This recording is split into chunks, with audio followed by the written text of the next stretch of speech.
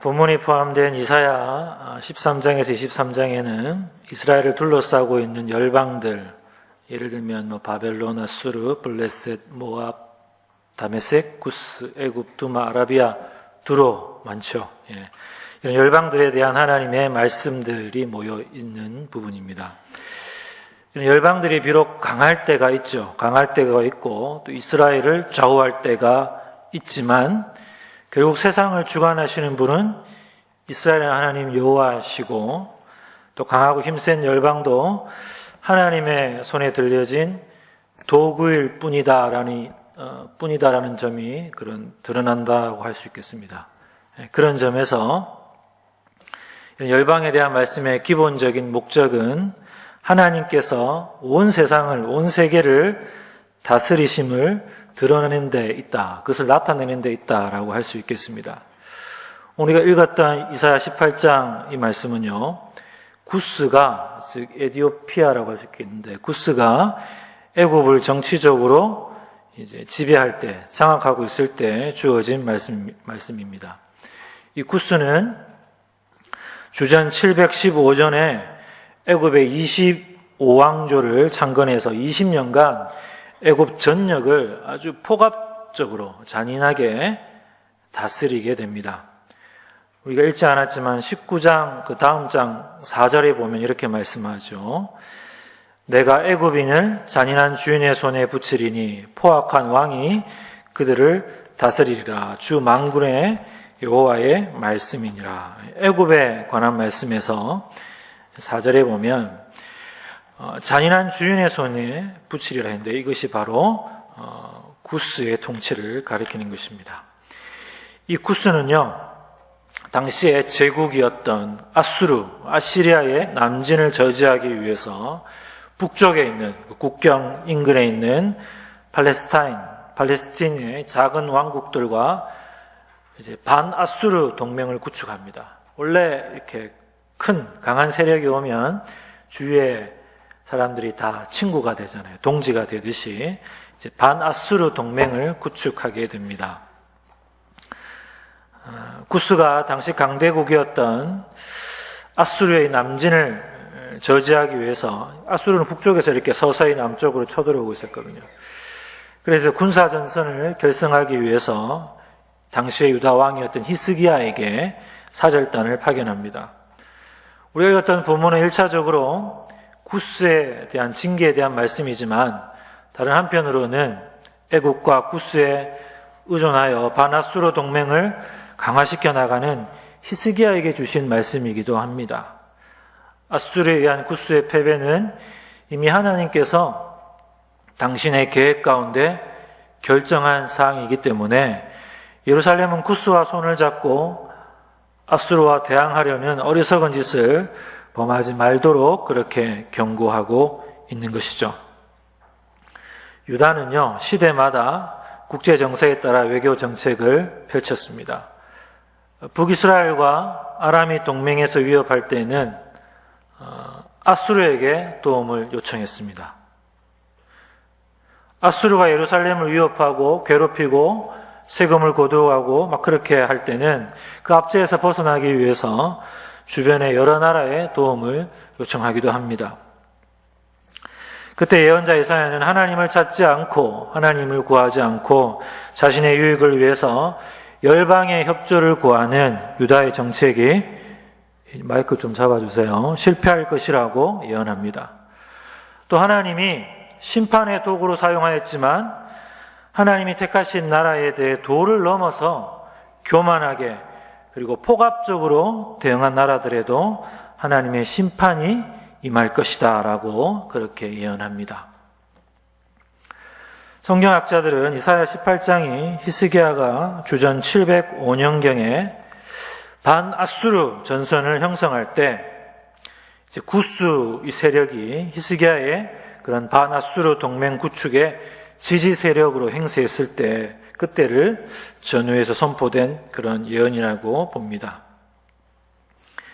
본문 1절에 날개치는 소리 나는 땅은 2절에 비추어 날개 달린 배들의 땅으로 번역할 수 있는데요. 날개 달린 배는 아주 빨리 물살을 가르며 나아가는 배를, 그리고 2절의 민첩한 사절들은 빠른 배를 타고 온 사신들을 가리킵니다. 날개가 달린 것처럼 경쾌하고도 빠르게 나일강을 오가는 배들은 예루살렘 사람들에게 아주 깊은 인상을 주었던 것 같습니다. 2절의 구스의 강 건너편도 이해하기 어려운 표현인데요. 아마도 상부 나일 지역을 가리키는 것 같습니다. 이 구스는 이집트 애굽의 남쪽 지역에 위치하고 있었습니다. 남쪽이 상부고 북쪽이 하부거든요. 2절에서 예언자 이사야는 협상을 위해서 예루살렘에 온 구스의 사신들에게 떠나서 너희 나라로 돌아가라 라고 그렇게 말씀합니다. 이사야는 하나님을 배제한 예루살렘 정치가들의 그런 근시안적인 대외 정책을 선지자가 비판하는 것입니다. 선지자는 동맹 정책을 우상 숭배로 고발합니다. 예루살렘의 운명은 하나님께서 결정하시기 때문에 하나님과의 동맹이 모든 것에 우선해야 한다는 것입니다. 여러분 동의하십니까? 여러분 우리나라도요 하나님이 우선되어야 될 줄로 믿습니다. 저도 미국과의 동맹 아주 중요하게 생각합니다. 미국과의 동맹, 또 그 어떤 우방과의 동맹도 좋습니다만 하나님을 먼저 경외해야 하는 것이죠. 하나님께서 우리나라를 지켜주십니다. 아멘이십니까? 네. 하나님 없는 동맹은 아무런 의미가 없습니다. 그 나라와의 동맹이 우리나라를 지켜주는 것이 아니라 하나님이 우리를 안전하게 지켜주시는 것이죠. 3절에서 예언자는 갑자기 세상의 모든 거민을 상대로 말씀합니다. 그는 구스에 대한 하나님의 의지를 모든 사람들이 다 알 수 있도록 공개합니다. 은밀하게 협상을 추진하는 예루살렘의 지도자들과 구스의 사신들과는 달리 하나님께서는 당신의 계획을 미리 알려주시고 이를 그대로 또 실행하십니다. 산에 기치를 세우고 나팔을 붑니다. 하나님은 기치를 세우고 나팔을 불어 세상 사람들을 다 불러 모으시고 하나님께서 하실 일을 알려주십니다.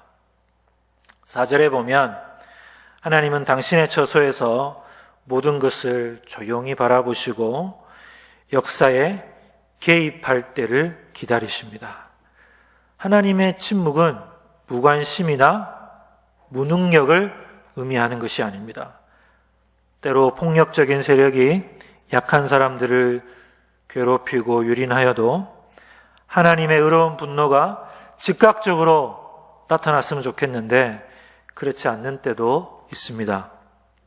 그러나 하나님의 정의가 때로는 더디게 느껴질 때도 있지만 반드시 그 모습을 드러낼 것입니다.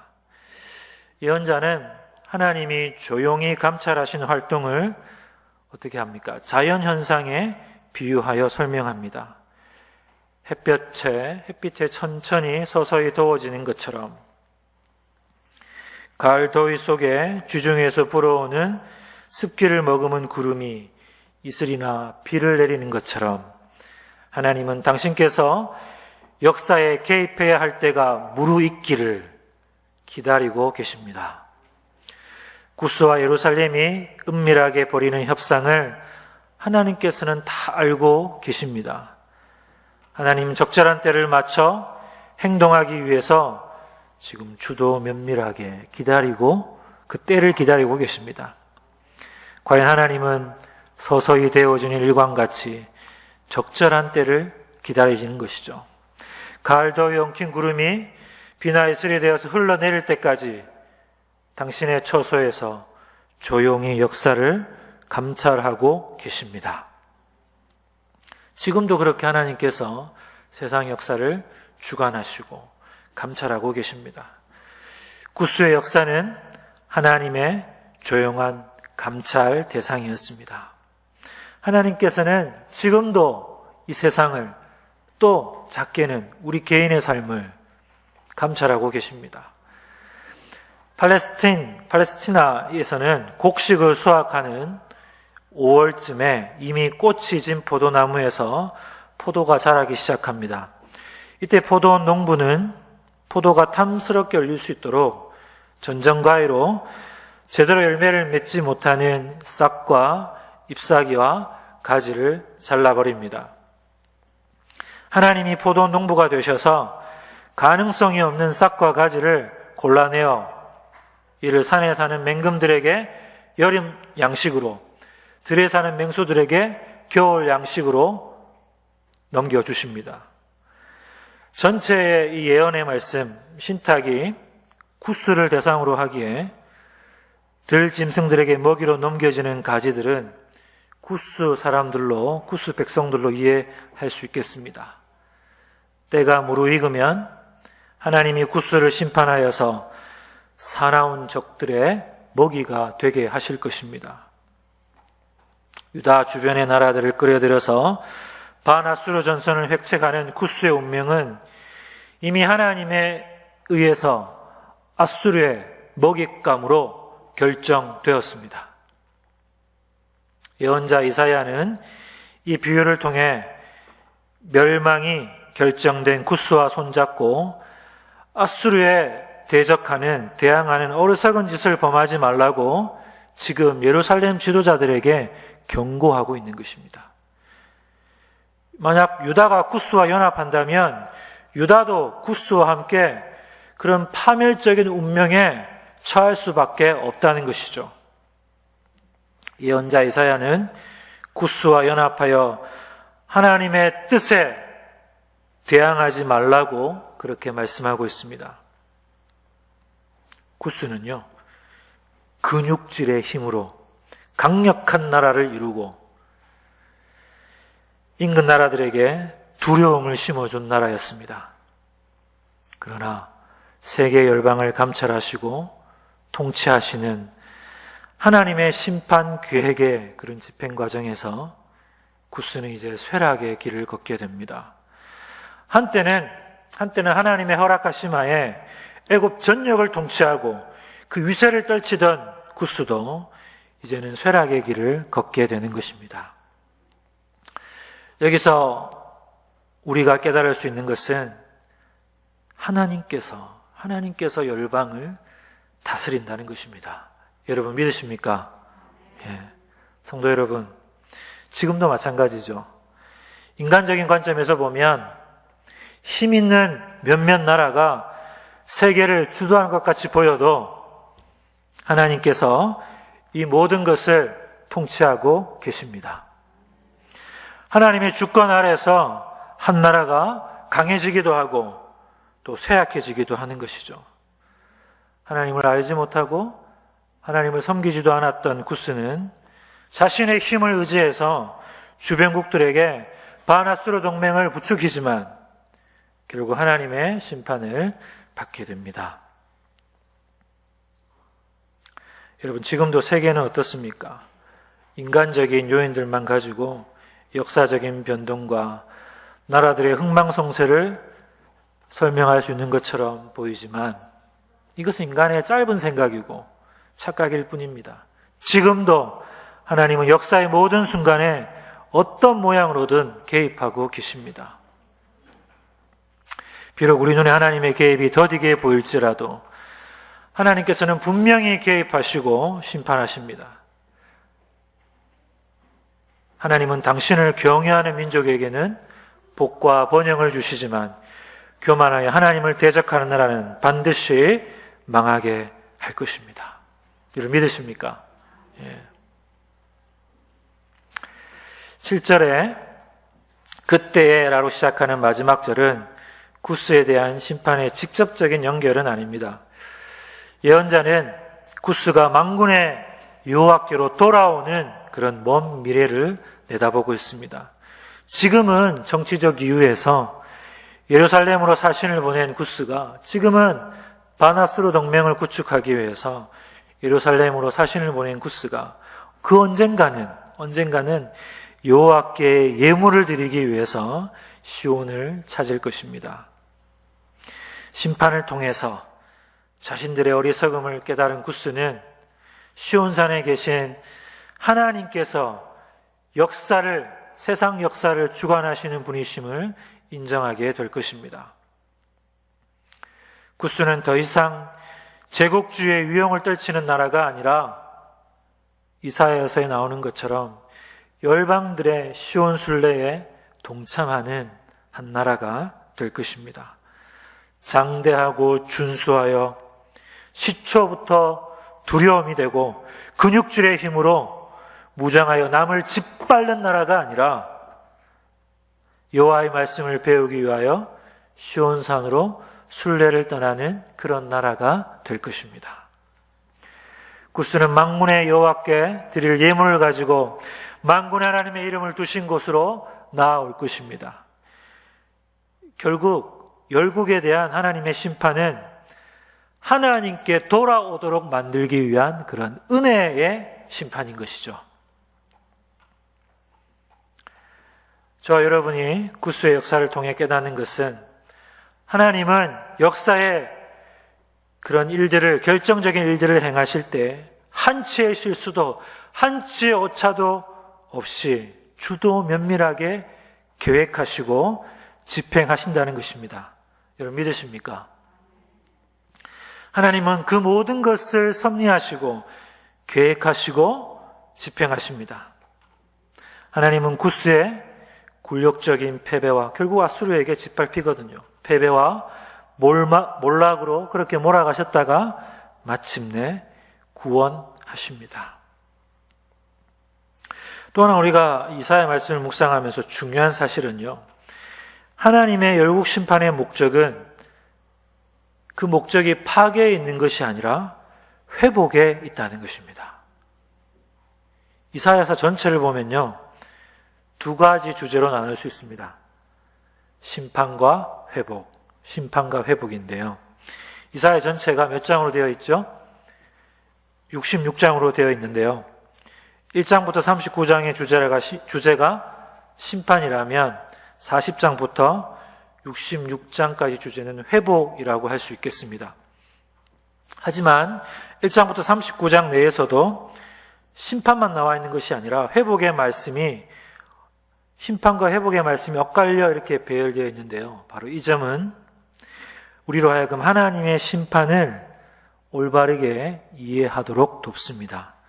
여러분, 성도 여러분, 우리를 향한 하나님의 심판은 그저 심판 자체에 목적을 둔 것이 아닙니다. 하나님께서 그 백성을 미워하셔서 심판을 통해 진멸해버리고 제거해버리는 데 목적이 있는 것이 아닙니다. 하나님께서는 당신의 백성들에게 구원과 소망을 주시기 위해서 심판을 준비하시는 것이죠. 하나님이 주시기 원하시는 바로 그 새로운 날들, 회복의 날들을 위해서 하나님의 진노와 그 심판을, 때로는 고난을 허락하시는 것입니다. 그러므로 심판이 없는 것이 은혜인 것이 아니라 심판을 통해 우리가 불렀던 찬양처럼 정결케 되고 새로운 날을 향해 나아가게 되는 것이 은혜인 줄로 믿습니다. 그런 점에서 심판 예언과 회복 예언은 우리가 생각하는 것만큼 그 간격이 크지 않다고 할 수 있겠습니다. 심판과 회복은 모두 그 백성을 향하신 하나님의 사랑과 하나님의 은혜의 표현인 것입니다. 사랑하는 하나님께서 사랑하시는 성도 여러분, 저와 여러분도 마찬가지인 줄로 믿습니다. 우리 삶에 닥치는 여러 환난과 어려움들을 하나님의 시각으로 바라볼 수 있기를 바랍니다. 모든 것을 섭리하시고 주관하시는 그 선하신 하나님이 살아계심을 믿으시길 바랍니다. 그래서 우리는 악인들의 형통과 악인들의 번성함 앞에서 그 앞에서도 잠잠히 인내하며 기다릴 수 있습니다. 왜냐하면 그날이 있기 때문이죠. 그날이 있습니다. 지금도 세계 악한 정권의 포압 가운데 고통받는 우리 북한 동포들을 비롯해서 중국 사람들, 여러 나라 민족들이 있겠죠. 결국은 하나님께서 심판하시는 그날이, 회복의 그날이 있을 것입니다. 모든 것을 아시는 주님께서 신원하여 주시는 그 심판의 날이 있을 것입니다. 또 우리는 어떻습니까? 하나님께서 세상을 통치하시지만 하나님은 또 우리의 삶에도 관심이 있으시고 우리를 사랑하시는, 우리의 머리털까지도 세시는 분이십니다. 우리 삶의 모든 것 다 하나님의 허락하신 가운데 있는 줄로 믿습니다. 우리는 고난을 통해서 때로 하나님과 더 가까워지고 더 성숙해집니다. 더 순수한 믿음으로 하나님께 나아가게 됩니다. 우리 가운데도 어떻습니까? 환난이 아니었다면, 고난이 아니었다면, 고통이 아니었다면 주님께로 돌아오지 못했을 분도 있을 것입니다. 저 또한 고통 가운데 주님을 만났습니다. 그래서 성경은 고난이 축복이다라고 말씀합니다. 이제 말씀을 정리하겠습니다. 하나님이 우리에게 주시는 여러 가지 상황들 가운데서도 여러분 하나님의 뜻이 있음을 믿으시기를 바랍니다. 다시 말씀드릴게요. 하나님이 우리에게 주시는 여러 가지 상황들 가운데서도 하나님의 뜻이 있음을 믿으시기를 바랍니다. 한 나라를 흥왕하게 하고 망하게 하는 것은 하나님의 뜻입니다. 그렇기 때문에 우리는 항상 겸손하게 하나님을 의지해야 합니다. 내 삶의 모든 것을 하나님께서 다스리고 계심을 믿으셔야 합니다. 그리고 하나님의 은혜와 하나님의 인도함을 구해야 할 것입니다. 여러분 오늘 짧은 시간이지만 꼭 기도하고 갈 수 있기를 바랍니다. 오직 하나님만이 우리의 힘이시고 우리의 도움이 되십니다.